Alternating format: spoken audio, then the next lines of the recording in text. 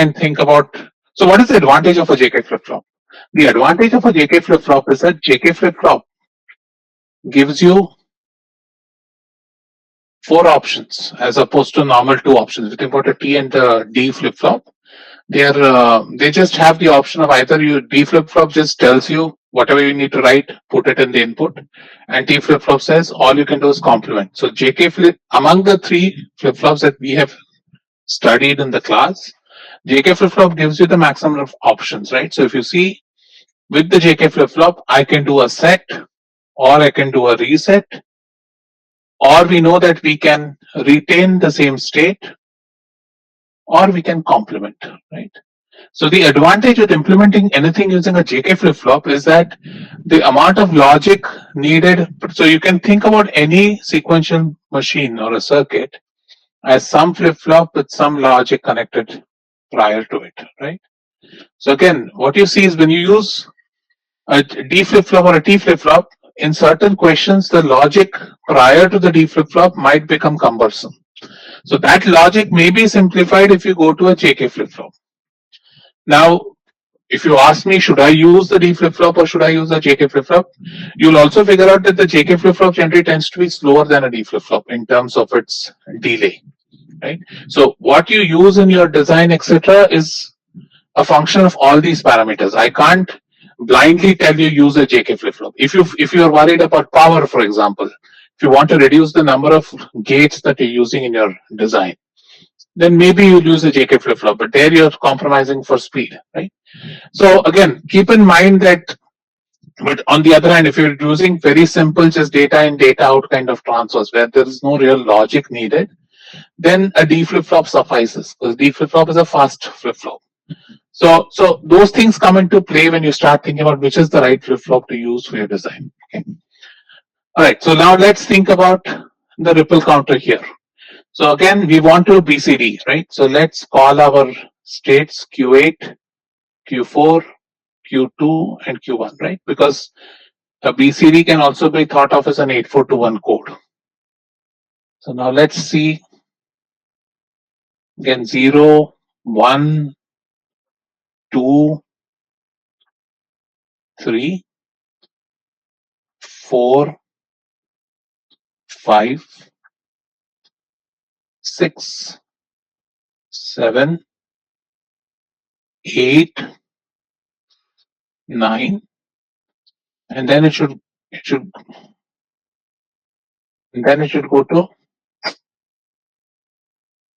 go to 0, right?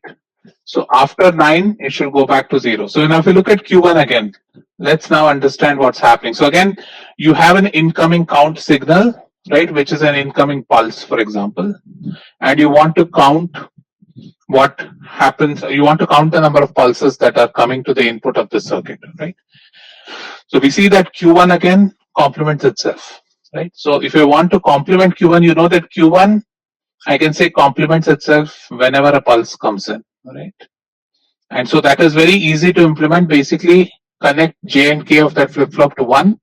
That will give you a flip-flop which complements itself, right? You've created a T flip-flop if you short J and K together and give it a 1. Now let's look at Q2. So what can you say about Q2? Is the Q2 the same as what we did in the previous T flip-flop solution, or is there something different here? So one thing before I want to let me put in another constraint to this problem. I'm saying that you don't have the reset. So there is no reset option available for the flip-flop. So the flip-flop basically has only J, K, Q, and Q bar. So now what can you say about Q2? How does Q2 behave?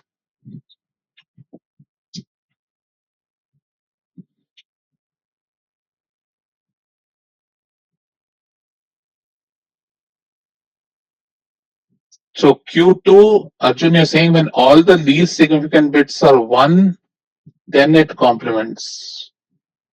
I don't understand. Q2 is, okay. Right. So let's look at Q2. What's happening in Q2? Q2 complements whenever Q1 goes from 1 to 0, which is what we saw in the T flip-flop. But it does not happen In which combination? When this goes back to 0, right? Remember, after 9, I need to go back to 0. So when I'm in 9 and it goes back to 0, Q1, Q2 should not complement itself.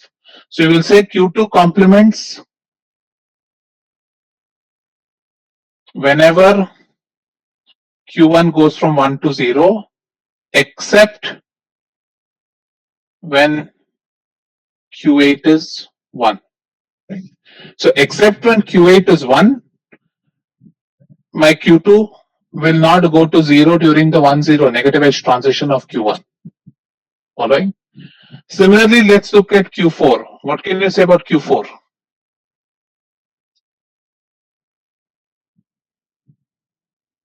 Do we need any additional logic for Q4 as Q4? How would you construct Q4?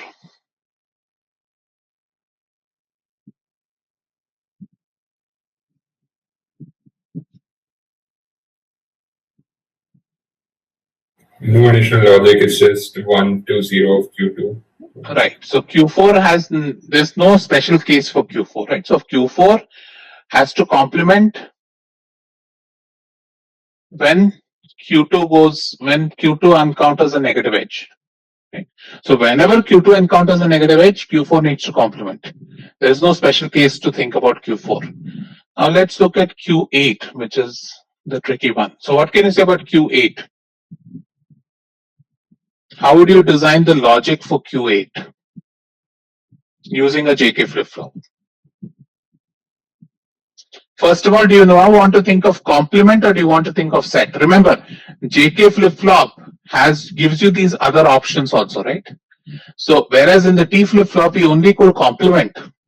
T flip-flop had an input 0 or 1. Depending on if it's 0 or 1, the output state complements itself, right? So the JK gives you additional freedom.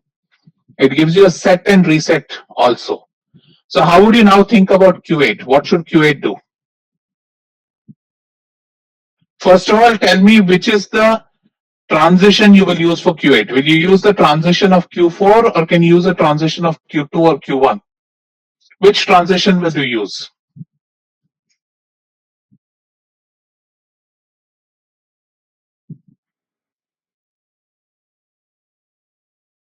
I will use Q1 because it changes twice when it does.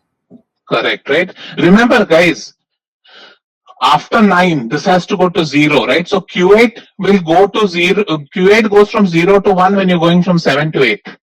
But Q8 has to go from 1 to 0 when you're going from 9 back to 0, right? So if I use Q4, Q4 will not work. So I can't give Q4 as an input to the clock to the Q8 flip-flop. Everybody following that?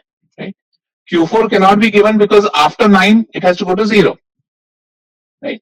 So which means either I can give Q1. So Q1, because Q1 flips every time, right? So Q1 is like a f by 2 of the incoming signal. So I can use Q1. Right? And so what do you want to use? Now, what do you want to set your JK to be? So what do you want? You want it to set when it is in 7 and you want it to reset when it is in 9, right? So I can say Q8 sets itself after 7 and resets after 9. Everybody following the logic of the last flip-flop? Here we're just thinking about how to implement. We'll do the circuit design later, right? What does setting a flip-flop mean? When I say I'm setting a flip-flop, what does that mean? It goes to 1, correct, right? So what I'm doing is, so I want to implement this logic, right? So what can I do?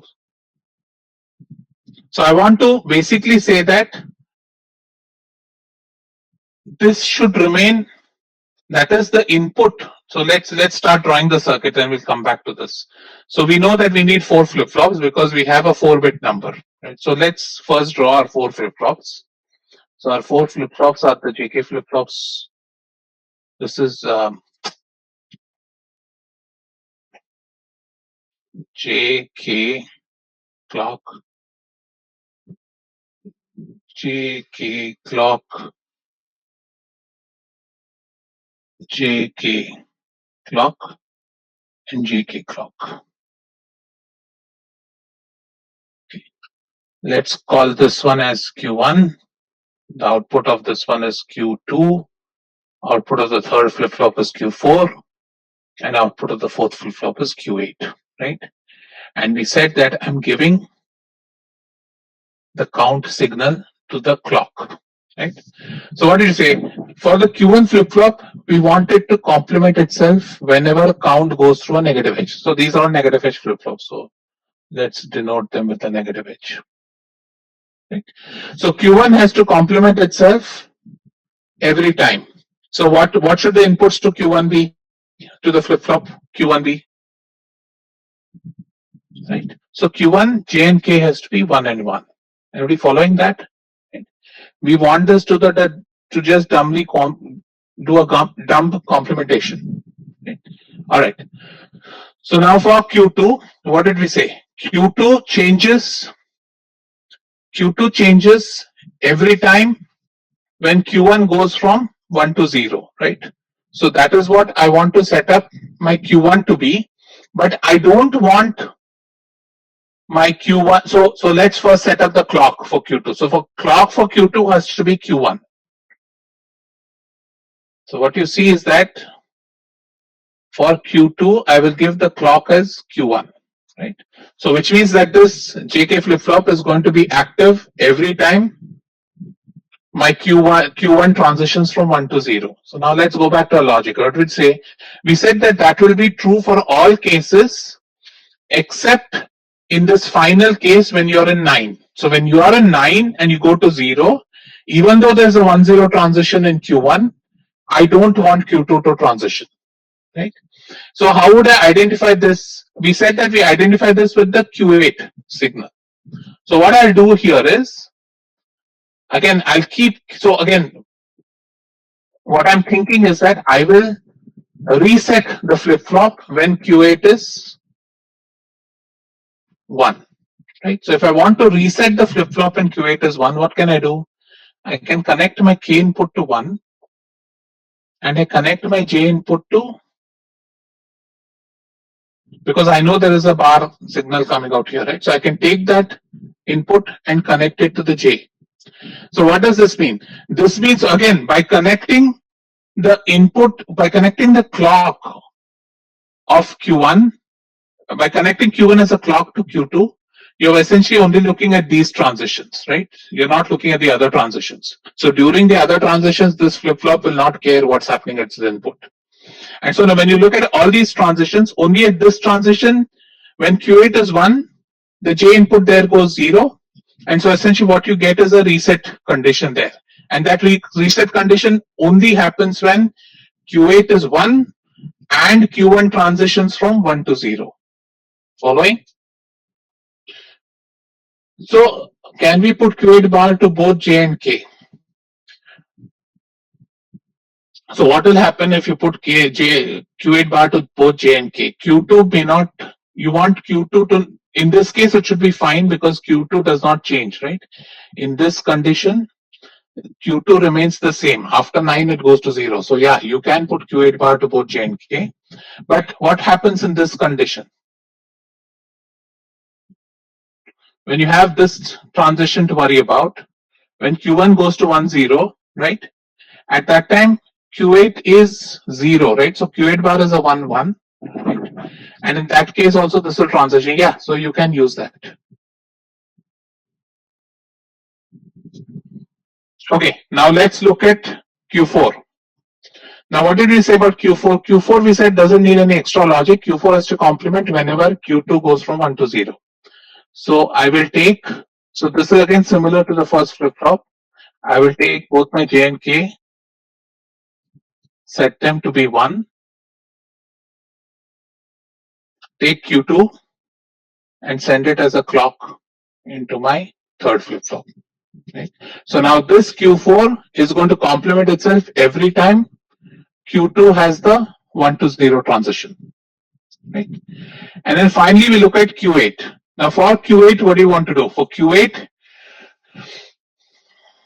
now let's think about it. What do we want Q8 to be? We want Q8 to set So again, I'm going to give Q1 as the clock to Q8, right? If I'm going to give Q1 as the clock to Q8, I need to worry only about the 1-0 transitions in Q1. So the two 1-0 transitions which are weird are this transition, that is when I go from 7 to 8 and I go from 9 to 0.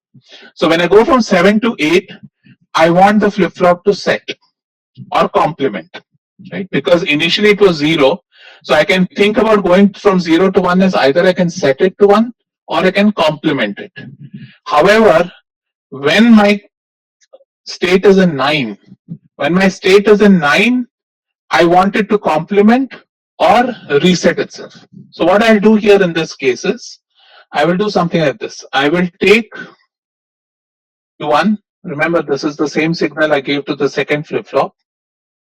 And give that as a clock. Right. So the clock to this, so again, this flip-flop is going to be active every time Q1 transitions from 1 to 0. Again, I'll give K as 1. Now what I'll do to J is, I'll say that J will be 1. So here are my logic. My logic is J will be 1 when both Q4 and Q2 are 0, are 1. When both Q4 and Q2 are 1, I want Q8 to complement.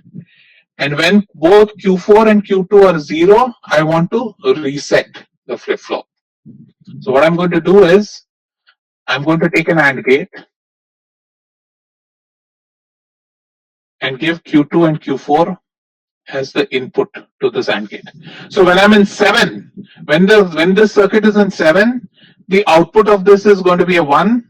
And so J and K are both 1, 1. So Q8 will complement itself and go from 0 to 1. When I'm in 7 and going to 8. However, when I'm in 9, this is going to be a 0. And when that 1-0 transition happens in Q1, then I have a JK of 0, 1. So then Q8 goes down to 0. Right? So by connecting this way, using one additional gate, I'm able to implement a BCD counter with J and K.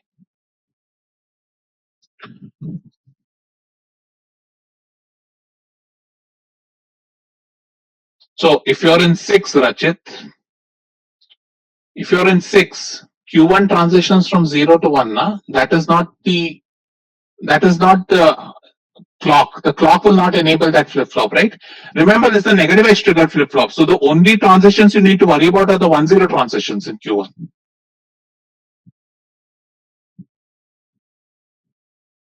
Okay. What happens to Q2 when transition goes from 8 to 9? So when you go from 8 to 9, okay, what do you want? 8 to 9, again, Q1 is your clock, right? And because I'm using a negative edge triggered flip-flop, when you go from 8 to 9, the second flip-flop does not get activated. And the reason is because it's not at the active edge of the flip-flop. Anurag, are you clear? Okay.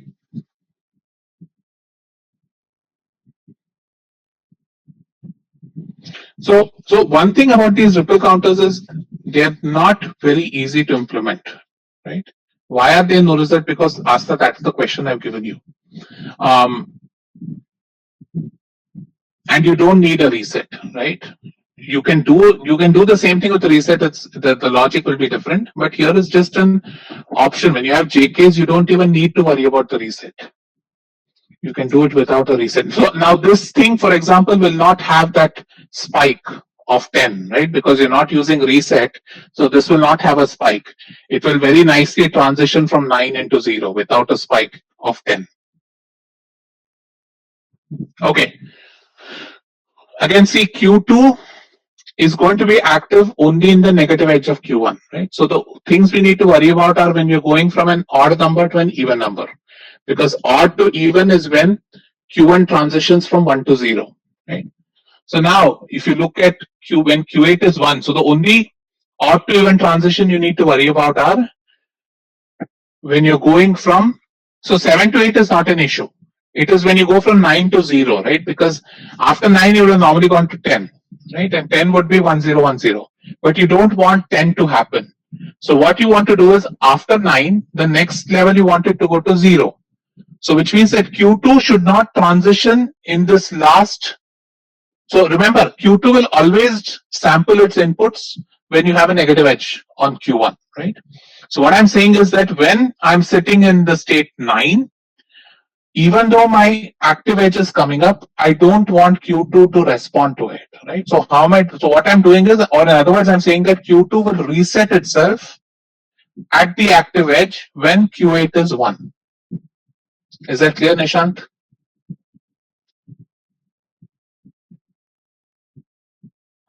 All right. So as I was saying, ripple adder, ripple counters are not intuitive.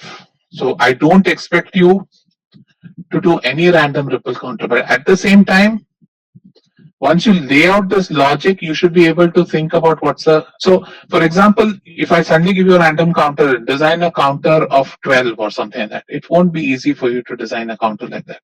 But you will be able to design some ripple counters, right? So, my suggestion to you guys is start thinking about what are all the different kinds of ripple counters you can design without using reset, with using reset, right? And remember, whenever you use this reset, always remember there is that pulse of a signal which you didn't want to happen, right? Whereas when you do something like this in the JK flip flop, then that pulse, unwanted pulse, doesn't exist. Remember, when you use the reset option, 10 came, but 10 quickly disappeared. So even though I had a flash of 10, eventually I got back to 0. Whereas in this circuit, when I use a JK flip flop without reset, then 9 smoothly transitions into 0. So that is the advantage of using a circuit like this as opposed to the using a reset signal. Okay. So again, in the tutorial next week, I'll give you more problems where you can think about what are all the different ways to design counters. Yes, Ashutosh, this is an easier one, but this is not very easy to implement for any number of counts. The reset option is a very simple way to implement. So always pick a simple option if you don't care about. So the question is, if you have a pulse of 10 for say 1 microsecond, does it impact your design? If it doesn't impact your design, I would choose that option because that's easier.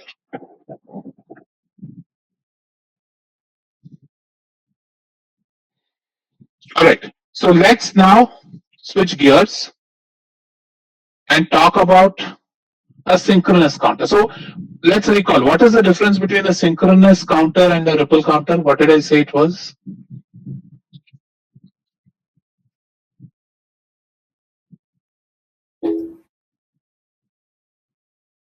Right? So a synchronous binary counter means that all the flip-flops are going to have the same clock, right? It's going to have a common clock. So we don't have this concept of one output flipping, that output flipping then goes as a clock to the next flip-flop. So here, this is going to be your standard FSM.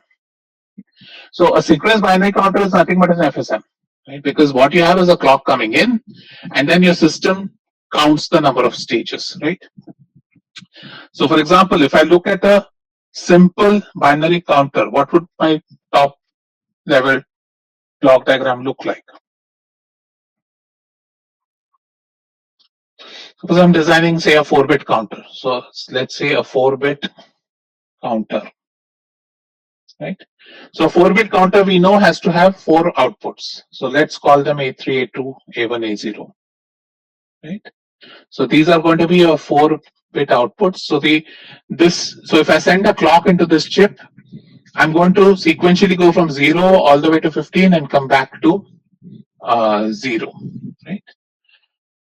What I'll also have is, obviously I'll have a clock. Let's assume it's a positive edge triggered clock.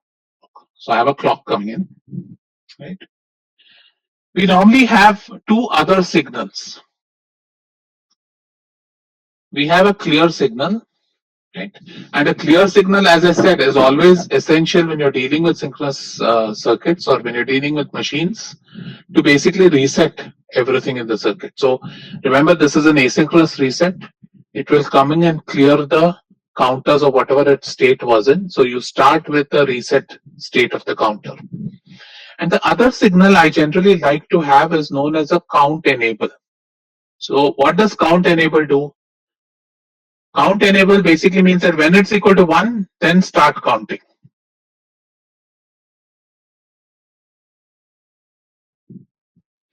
So when count enable is 0, you don't want your circuit to count. So you want your circuit to remain in whatever its last count was. So this gives you a lot of flexibility. Then you can design big systems by using these kind of counters. For example, suppose you have one of the design assignments, right? Have a problem where you want to say count number of people coming into a room. Right? In that case, you will have a counter and you will have to do something at the so as to give count enable every time a person comes in. Right? Every time a person comes in, count enable should come up and it will start counting. But also you want to ensure that that count enable is on for sufficient time because an active clock edge also has to come in. If the active clock edge doesn't come in during the time count enable is high, then it's not going to count, right? So always remember that even though count enable is high, active edge has to come in for the circuit to respond. So you can't have a spike at the count enable signal and expect the counter to respond, right? The counter will always respond only to an active edge on the clock, right? Okay, so Asthas, what is the difference between synchronous counters and registers? There isn't a lot. That's why it's in the same chapter. It's just the way how these outputs and inputs are connected. All right. So now let's think about, suppose I want to design a binary counter. So we need to change our design strategy a bit, right? So let's think about what the binary counter will look like. So let's assume that I have T flip-flops. I'll do the same assumption that now we have T flip-flops again. Now let's design a binary counter using T flip-flops, right? And a reset signal. So we'll have the reset, we have the T flip-flop. Let's try and figure out how to design a 4-bit counter, basically which has to cycle from 0 to 15 and back, right? So let's think about the logic. So first you have 0, 0, 0, then you have 0, 0, 0, 1, then you have 0, 0, 1, 0, so on and so forth. Then you have 0, 0, 1, 1, 0, 1, 0, 0, and let's come down all the way to 0, 1, 1, 1, then 1, 0, 0, 0, and so on all the way to 1, 1, 1, 1, and then 0, 0, 0. So remember, here now you don't have the flexibility to take the output of the first flip-flop and feed it as an input to the second flip-flop, right? That was what the ripple counter did. Now here it's a synchronous counter. So here the synchronous counter means that the clock is going to be fed to all the 4 flips. First of all, you see there are 4 states. So let's assume we have 4 flip-flops. There are 15 states. So let's say we are using the minimum number. So 4 flip-flops. So now what I want you to remember is when you're designing this counter, remember the clock is going to all the 4 flip-flops at the same time, right? So now you have to design the logic for the 3 flip-flops or the 4 flip-flops using additional signals that are input to the at the input side of the flip-flop. So now let's think about A0. So what can you say the logic for A0 should be? How will A0 transition every time a clock comes in?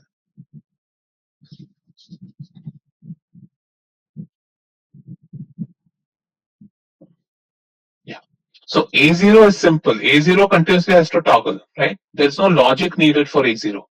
Every time a clock comes, because it is odd, even, odd, even, odd, even, right? States are arranged odd, even, odd, even, odd, even.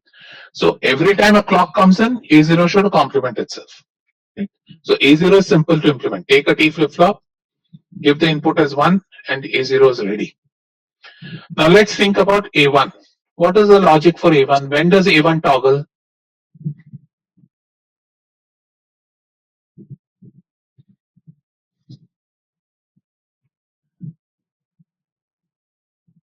Correct, every 2 clock signals, but how do you implement that?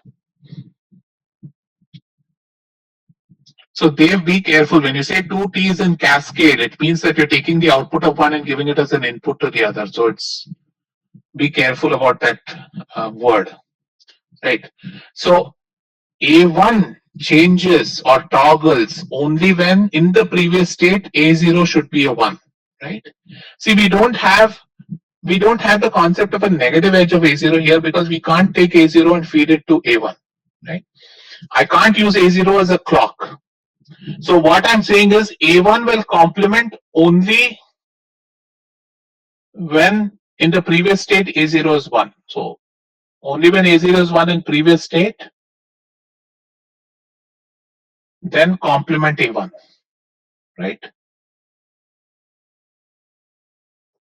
That is, only when I'm going from 1 to 2, you complement A2. When you're going from 3 to 4, you complement A1. Similarly, right? So this, as Priyal mentioned somewhere, A0 complements at every clock cycle, A1 will complement every other clock cycle. Now let's get to the implementation later. Let's not worry about the gate. I just want you to understand what the logic for A1 is. So similarly, what can you say the logic for A2 will be? When does A2 complement?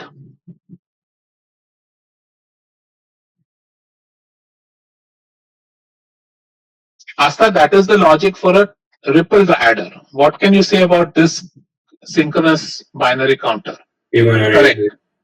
When both A1 and A0 are 1, right? So when both A1 and A0 need to be 1 for A2 to complement. And what can you say about the same logic extend to A3? A3 will complement when all A1 equal to A2 equal to A0 are all 1. Only when that happens do you have to complement, right? Because when you go from 7 to 8, then A3 has to complement, and you go from 15 to 0, A3 has to complement again, right? So what you say is that, in other words, you're doing a frequency division here. What you're seeing is A0 toggles every clock, A1 toggles only when A0 is 1, A2 toggles only when both A1 and A0 are 1, and A3 toggles only when all three previous LSBs are all 1, right? So now that you've nailed the logic, now we can start thinking about how to design the circuit, right? So now let's think again. We have 4 flip-flops. Let's, as I said, we have T flip-flops. Let's assume the T flip-flop looks like this. There is a T, there is a Q, there is a clock, and let's assume there is a reset here, right? So now let's draw the 4 T flip-flops.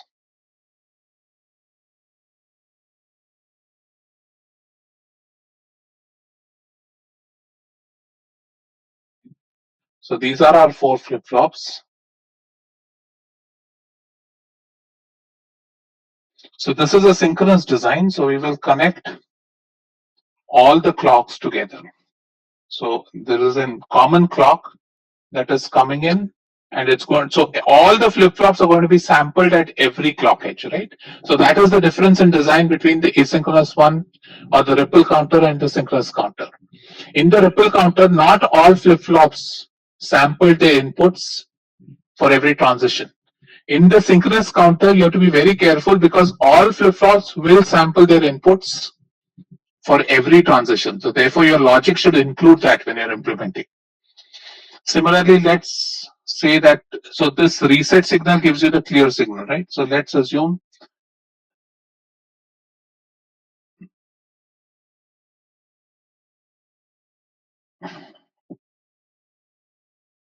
so this is your clear signal. So A0, A1, A2, A3. Okay. Now, what do we see? We want the circuit to start counting only when count enable is 1, right? So the circuit should function only when count enable is 1, right? So we just said that A0 toggles, and we want this toggling to happen only when count enable is high. So what I will do is, my input to the first flip-flop will be count enable,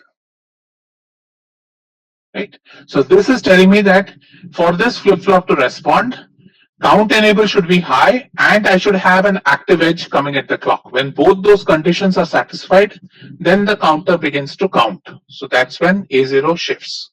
Okay. Now when you take the next A1, so again A1, our logic was what? Our logic for A1 was A1 will toggle only when A0 is 1 in the previous state, right? So what I will do there is, when I want to design the circuit for it, in the normal case, I would have taken A0 and I would have fed it directly into the T input, right? Now, because I have a count enable, this is an enable signal. So use an AND gate, and then send it into this, right? So this again says that the second flip-flop will flip itself only when A0 is 1 and count enable stays at 1. And similarly, you can think about the other. You will have a 3-input AND gate here. You'll have a 4-input AND gate here, right? And so the inputs again are all, you'll have count enable for both these, right?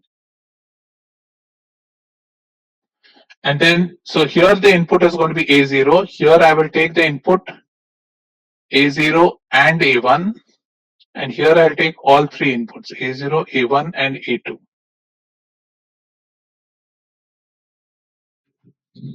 Right? So this is your synchronous BCD counter. Right? So top down, it's going to look like this previous case. So every time count enable goes high, so if I want to use this counter, I need to ensure that so I'll have to generate two signals. First, I need to generate a signal where clear is sent first, ensure that the counter is reset. Once the counter is reset, then I give a count enable high, the counter starts spitting out data, spitting out numbers one after the other. Yes, you can do that, Vandan. You can take the output of the first one and it with the second one, that's fine. So your second flip-flop will have a 2 AND input. And similarly, you can take the output of that and take it to another. That's fine. Delays will change. That's the only difference, right? So the advantage in this and that, it depends on what is the deal. So the comparison is the delay of a 3-input AND gate less than the delay of two 2-input AND gates cascaded? So that's a question. Again, look at the data sheet and then look at that. Any questions here?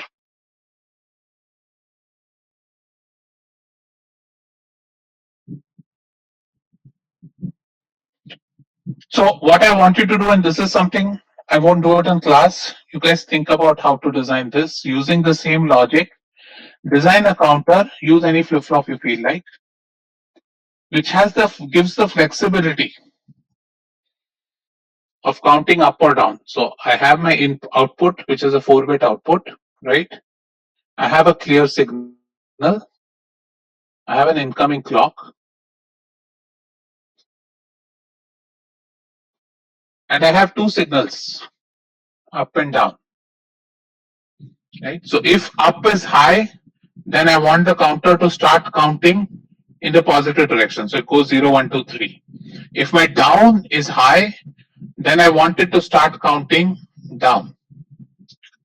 So in things like this, you have to also think what happens suppose both of them are high. So normally when you design circuits like this, what would you do? So I've given you this condition. I want to design a counter. Normally when you start a problem, you would have come up with something like this, that I want to design a counter which can go up or down depending on the user input. So how do I ensure that the user doesn't give up or down high at all times? What can I do? So you can use a single input, complement it, or you can use a decoder, or you can set up a truth table in such a way that you give up a higher priority. Remember priority encoders, right? So you can say that if up is high, no matter what down is, I will always count up. So if you want to explicitly count down, ensure that you give a 0 at up. Right? So there are different ways to tackle, but I mean, I'm giving you all these options because when you start doing a design assignment, these are kind of things you need to think about. What will you do so as to ensure that you prevent any user errors as far as possible, right? Your design should be independent of user error, ideally. Okay, so try this. I'm not going to solve this in class. Try to do this circuit. So let's do the same thing that we did in the ripple counter. Let's do a BCD counter. So, by the way, all these counters, if you don't like what we did in the previous case, right? So I'm going to now do the BCD counter if you want a foolproof technique which is never going to fail. BCD counters, synchronous counters are nothing but state machines. So present state, next state, I'll have an output, say Y. Let's call some output T inputs. So let's call whatever it is Q4, Q8, Q4, Q2, Q1, Q8, Q4, Q2, Q1, TQ8, TQ4, TQ2, and TQ1. Right? So the foolproof technique is just write the state transition table 0, 0, 0, 0. This goes to 0, 0, 0, 1. Right? So that means you know that the inputs to the T flip flop should be, this should all be 0, only T should be 1. Right? Now, when I go from 0, 0, 0, 1, my next answer should be 0, 0, 1, 0, this next state. So for that, my T input should go as 0, 0, and I have to complement both Q2 and Q1. So this goes as 0, 0, 1, 1. Right? Third state, from 2, I need to go to 3. So 2, I need to go to 3. Again, all 3 inputs have to be 0. Only the 4th output has to toggle. Okay? So on and so forth, you can write the state transition table. Eventually, you will get to 8. 8 has to go to 9. Right? So 8 has to go to 9 again. All inputs are 0. Last one flips. And then after 9, it should go to 0. Right? So here now you have to flip the first one, leave the. So what you see, this is very simple to FSM. So all you have to do now is solve the Boolean expressions for TQ8, TQ4, TQ2, and TQ1 in terms of present states, and you'll get the design, right?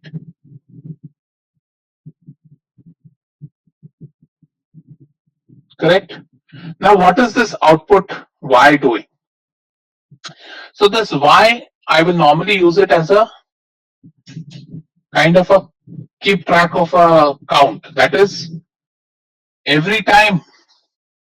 So suppose I want to cascade these BCD counters together, right? So if I just use a 4-bit BCD counter, it's going to go 0 to 9, 0 to 9, 0 to 9, 0 to 9. So what I want to do is I want to generate an output signal which is all 0 and which goes high in this last transition. And why do I use that? Because this tells me that I've gone through one cycle. So I can use, so now if I want to use this as a cascade, for example, what I would do there in that case is, this is my BCD counter for digit 0, right? So my digit 0, basically the counter, I get the 4 BCD out, right?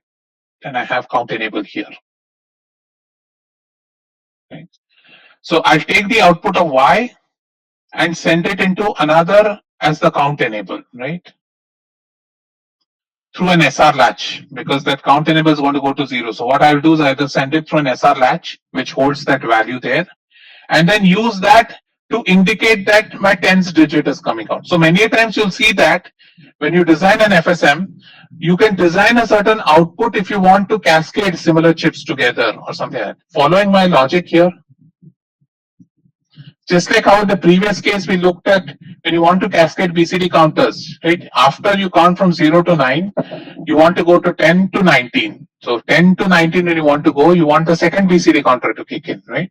So that is going to go to 1 and then it's going to go to 2. So either I can take this output Y and send it as a clock to the next counter, but that would violate technically synchronous. So rather what I'll do is I'll use that as an enable for my next counter. Okay. So now let's look at the third kind of counter, and this is the counter generally available in the lab. So if you were in the lab, we would use this for your designs. This is known as a binary counter with a parallel load. So how does this counter look like? Top down. This counter is made up, it gives you multiple options, right? It has a 4-bit output, say A. Okay. It is essentially a 4-bit register. You have a data in, a 4-bit data in. So what this means is I can load up my initial count if I want, right, into this register. I have 2 logic signals, a load signal and a count signal. I will have a clear signal and I'll have a clock signal.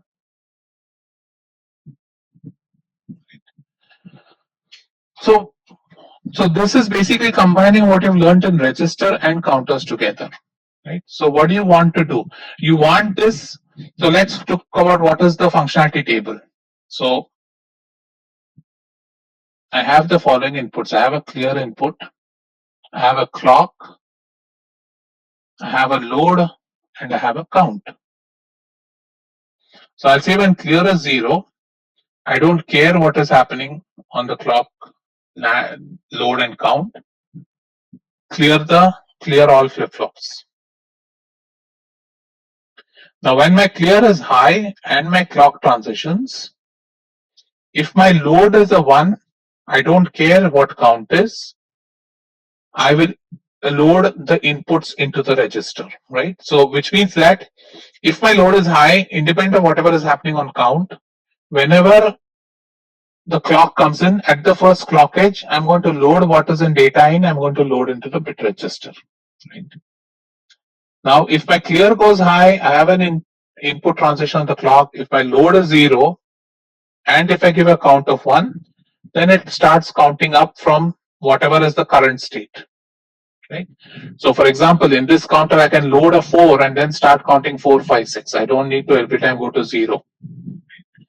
And finally, if both my inputs are 0, 0, then it remains a register. There is no change. Right?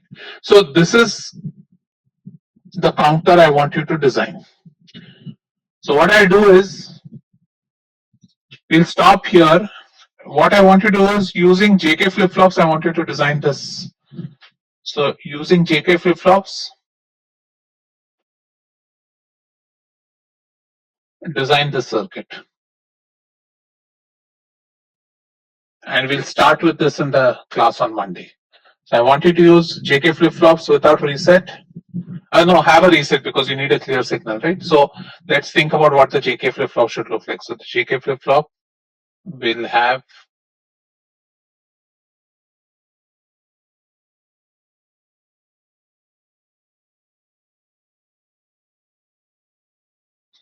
so using these flip-flops, try and design this circuit. And we can start with this in the next class. Okay. With that, I'm done with today's lecture. I'll take your questions if you have any.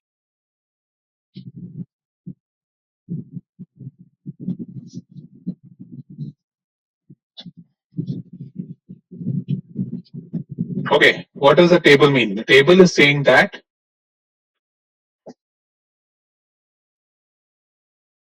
when my clear is 0 and I've sent an active low on clear, no matter whatever else is happening on the other inputs, when I send a clear, all the flip-flops should be cleared. So it should go to 0. Now, when my clear is high, and if an active edge comes in, if my load is high, no matter what is the signal on count, my register should load up with a data input. So assume that there are 4 bits as input, so it's a parallel load. Remember, we looked at a shift register with parallel load. So that's what is going to happen when load is high, independent of what's happening in count.